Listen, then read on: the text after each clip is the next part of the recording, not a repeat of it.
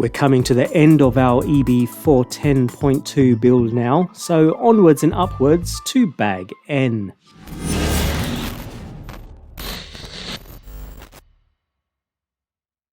Bag N is where the top plates are attached, almost completely done at this point, so we'll crack straight on with this very sparse bag. We'll start with the first curved top plate and place a body mount into position, secured from below with a single 6mm flathead screw.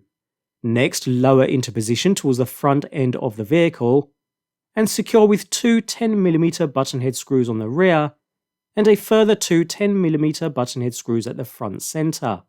With that done, the final top plate connects the motor mount to the centre brace, so lower into position, and secure to the centre brace with two 10mm buttonhead screws, and the rear end to the motor mount with two 8mm buttonhead screws. Note we're going into metal here, so remember to apply some thread lock. That just leaves us with a single threaded rod. This needs to be inserted into the battery guide far enough so that only 8mm protrudes outside of the mount.